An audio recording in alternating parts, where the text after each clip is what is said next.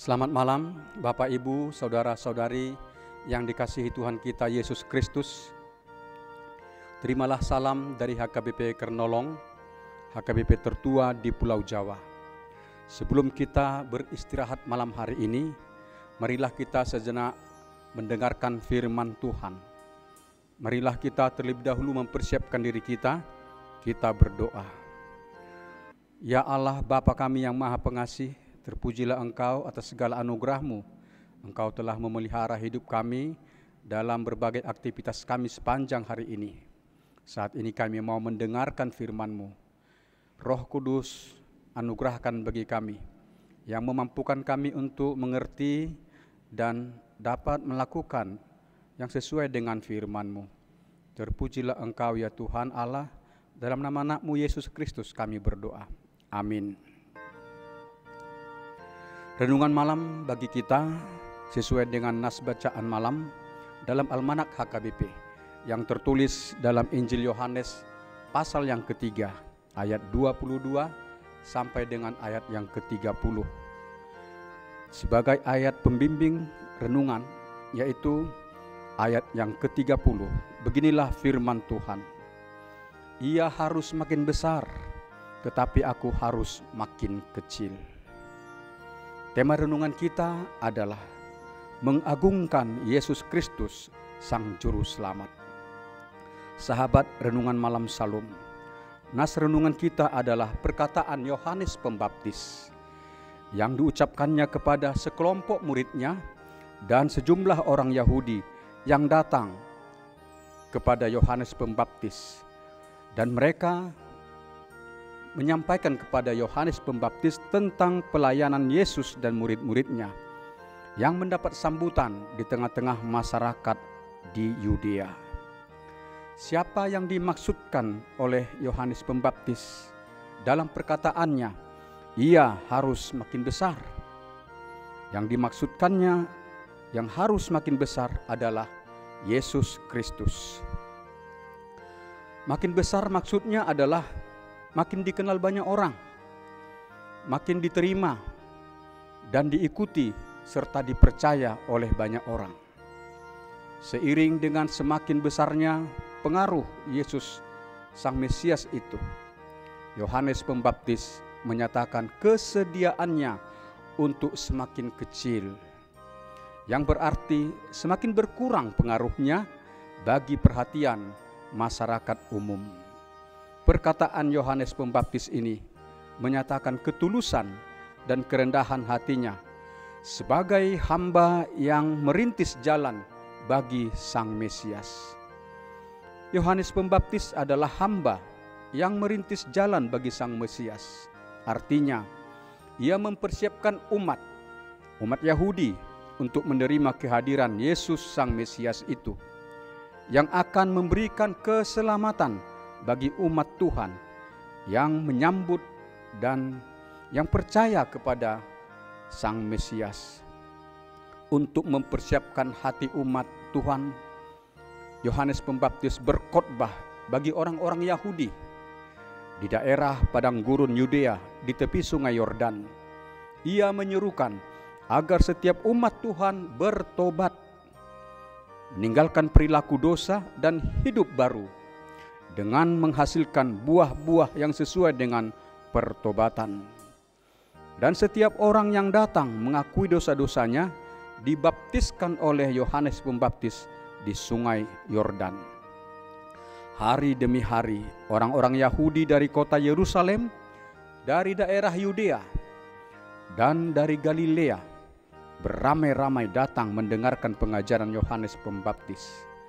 Mereka mengakui dosanya dan mereka dibaptiskan oleh Yohanes Pembaptis di sungai Yordan. Baptisan itu sebagai pertanda pertobatan. Kesediaan orang ramai itu untuk mengaku dosa dan menerima baptisan itu menjadi suatu gambaran dan menggambarkan kerinduan mereka bahwa mereka merindukan kehadiran Mesias. Orang ramai itu berpikiran juga, jangan-jangan Yohanes Pembaptis itu adalah Sang Mesias itu sendiri yang telah lama mereka nanti-nantikan. Suatu ketika, para pemimpin agama Yahudi mengutus beberapa orang imam dan juga orang-orang Lewi dari Yerusalem, mengutus mereka untuk menjumpai Yohanes Pembaptis untuk menanyakan hal-hal yang penting. Mereka pun bertanya, "Siapakah engkau?" Yohanes Pembaptis menjawab utusan itu, "Aku bukan Mesias." Mereka bertanya lagi, "Kalau begitu, siapakah engkau ini? Eliakah?" Yohanes menjawab, "Bukan." Kemudian mereka bertanya lagi, "Apakah engkau nabi yang akan datang itu?" Yohanes Pembaptis menjawab lagi, "Bukan. Aku adalah suara orang yang berseru-seru di padang gurun. Luruskan jalan bagi Tuhan, seperti yang telah diserukan oleh Nabi Yesaya." Para utusan itu bertanya lagi kepada Yohanes Pembaptis, "Mengapa engkau membaptis jika engkau bukan Mesias, bukan Elia, dan bukan nabi yang akan datang?" Yohanes Pembaptis menjawab mereka, "Aku membaptis dengan air, tetapi di tengah-tengah kamu berdiri Dia yang tidak kamu kenal, yaitu Dia yang datang kemudian daripadaku. Membuka tali kasutnya pun aku tidak layak." Dari percakapan itu, Yohanes Pembaptis dengan jujur telah menyatakan dirinya bukan Mesias. Dirinya hanyalah perintis jalan bagi Sang Mesias, mempersiapkan umat untuk menyambut Mesias yang datang itu. Sahabat Renungan Malam Salom, ketika Yesus dan murid-muridnya memulai pelayanan di daerah Yudea, memberitakan firman Tuhan, menyembuhkan orang sakit, banyaklah orang Yahudi di daerah Yudea yang datang mendengarkan pengajaran Yesus, dan mereka juga meminta kesembuhan, dan mereka juga menyatakan pertobatan dirinya dan membaptiskan dirinya. Siapakah yang melaksanakan baptisan itu? Yesuskah atau murid-muridnya kah? Dalam Yohanes 4 ayat yang kedua dijelaskan bahwa pembaptisan kepada orang-orang Yahudi di daerah Yudea itu bukan dilaksanakan oleh Yesus, tetapi dilaksanakan oleh murid-murid Yesus. Karena Yesus bersama-sama dengan murid-muridnya dalam pelayanan itu, maka orang-orang memberitakan bahwa Yesus melaksanakan baptisan kepada orang-orang banyak. Ketika Yesus dan murid-muridnya melayani di Yudea, Yohanes Pembaptis dan murid-muridnya masih melayani juga, mengajarkan firman Tuhan dan membaptis orang di Ainon dekat Salim.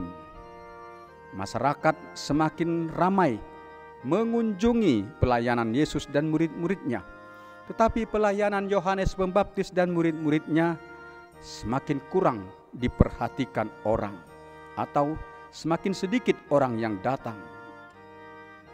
Pada suatu ketika, kelompok murid-murid Yohanes dan sejumlah orang Yahudi datang kepada Yohanes Pembaptis, menyampaikan kabar tentang pelayanan Yesus dan murid-muridnya yang semakin ramai dikunjungi orang-orang.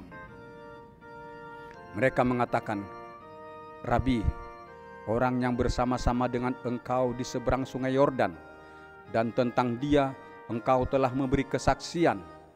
Dia membaptis juga, dan semua orang pergi kepadanya." Mendengar berita ketenaran pelayanan teman atau orang lain bisa memicu timbulnya rasa iri hati, dan memicu rasa kedengkian, atau memicu timbulnya rasa tersaingi pada seseorang pelayan atau pada seorang pekerja. Ketika seorang pelayan atau pekerja menyadari bahwa perhatian orang terhadap pelayanan atau pekerjaannya semakin berkurang, tetapi kepada orang sana perhatian orang semakin besar, Orang yang datang kepada mereka itu semakin bertambah ramai. Tetapi Yohanes Pembaptis ketika mendengar bahwa masyarakat Yudea beramai-ramai datang kepada Yesus, Yohanes Pembaptis tidak tergoda untuk beriri hati, tidak menganggap pelayanannya tersaingi dan semakin dilupakan orang. Tetapi dengan tulus hati dan dengan tegas Yohanes Pembaptis menjawab murid-muridnya, "Kamu sendiri dapat memberi kesaksian bahwa aku telah berkata, aku bukan Mesias, tetapi aku diutus untuk mendahuluinya. Ia harus makin besar, tetapi aku harus makin kecil." Dari sikap dan perkataan Yohanes Pembaptis itu, kita mendapat keteladanan yang besar, yaitu keteladanan sikap kerendahan hati. Kita harus bersikap sebagai hamba yang rendah hati di hadapan Tuhan dan rendah hati juga terhadap sesama di sekitar kita. Tuhan Yesus telah menganugerahkan keselamatan bagi kita, dan Yesus telah menganugerahkan pengetahuan, keterampilan, berbagai talenta dan kemampuan bagi kita, agar kita bisa bekerja, berprestasi yang baik untuk mengembangkan kehidupan kita. Tetapi dalam kehidupan dan pekerjaan kita, kita harus bersikap sebagai hamba yang rendah hati, yang mengabdi untuk memuliakan nama Yesus Juru Selamat yang memberkati kita dalam kehidupan kita. Kita harus selalu mempedomani firman yang tertulis dalam surat Kolose pasal yang ketiga ayat 23 yang mengatakan kepada kita, "Apapun yang kamu perbuat, perbuatlah dengan segenap hatimu, seperti untuk Tuhan, bukan untuk manusia." Itu berarti kita harus bekerja dengan segenap hati, segenap kemampuan kita, dan kita harus bekerja dengan tulus, jujur, dan disiplin. Kita bekerja disertai sikap takut akan Tuhan. Dengan cara hidup dan cara bekerja yang demikian, kita telah mengagungkan nama Yesus Juru Selamat kita. Terhadap sesama pun, kita harus bersikap rendah hati. Jika ada teman yang berprestasi kerja dan pelayanannya semakin meningkat, janganlah kita merasa tersaingi dan janganlah kita merasa iri lalu memusuhi mereka. Tetapi kita harus bersikap rendah hati, turut berbangga, turut bersyukur, bersukacita atas keberhasilan teman tersebut. Firman Tuhan telah mengatakan kepada kita, bersukacitalah dengan orang yang bersukacita. Tertulis dalam surat Roma pasal yang ke-12 ayat 15. Rasa iri hati acap kali dipakai oleh iblis untuk membangkitkan rasa permusuhan, sehingga orang yang terpengaruh dengan rasa iri hati bisa saling membenci dan saling memusuhi. Tetapi marilah kita memelihara kerendahan hati, tetap menyadari bahwa diri kita adalah hamba Tuhan yang melaksanakan tugas pelayanan untuk memuliakan Tuhan. Maka kita telah mematahkan upaya iblis yang bermaksud menyesatkan kita dengan nafsu iri hati. Tetaplah pelihara sikap yang mulia yang disenangi oleh Tuhan, yaitu merendahkan hati di hadapan Tuhan dan merendahkan hati terhadap sesama. Demikianlah renungan bagi kita malam hari ini. Marilah kita berdoa. Kembali kami berterima kasih kepadamu Allah Bapa kami. Engkau telah memberikan firman kepada kami, menuntun kami bahwa kami harus bersikap rendah hati. Rendah hati di hadapan Allah. Menyadari bahwa kami adalah hamba Tuhan yang harus melaksanakan tugas dan pekerjaan kami dengan baik, seperti untuk Tuhan, bukan seperti untuk manusia.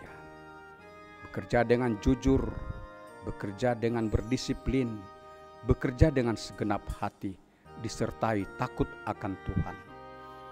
Dan agar kami senantiasa juga bersikap rendah hati terhadap sesama. Jika teman kami berprestasi, kami harus turut bersyukur atas prestasi mereka, bersukacita. Dengan demikian kami bisa senantiasa membangun keakraban, kerukunan. Nama Tuhan dimuliakan dalam setiap sukacita kami. Allah Bapa Tuhan kami, peliharalah kami dalam istirahat malam hari ini. Engkau sumber keselamatan bagi kami. Peliharakan semua jemaat-Mu keluarga demi keluarga. Dan Engkau juga memberkati orang-orang yang sakit, mereka yang dirawat di rumah sakit dan juga yang menjalani perawatan di rumah. Agar dengan berkat dan kasih-Mu mereka bertambah sehat. Berkati dan lindungi juga semua pelayan kesehatan untuk keselamatan mereka dalam menjalankan tugas panggilan mereka melayani orang-orang yang sakit. Engkau memberikan penghiburan bagi orang-orang yang berduka, lepaskan orang-orang yang kesesakan, buatlah mereka bersukacita atas anugerah-Mu. Allah Bapa Tuhan kami, bangunkan kami esok pagi, perbaharui semangat kami untuk bekerja dan berkati kami berhasil dalam pekerjaan kami, dan kami muliakan Engkau dalam setiap keberhasilan yang Tuhan anugerahkan bagi kami. Amin. Anugerah Tuhan kita Yesus Kristus, kasih setia Allah Bapa, dan persekutuan dengan Roh Kudus yang memelihara hidup kita selama-lamanya. Amin.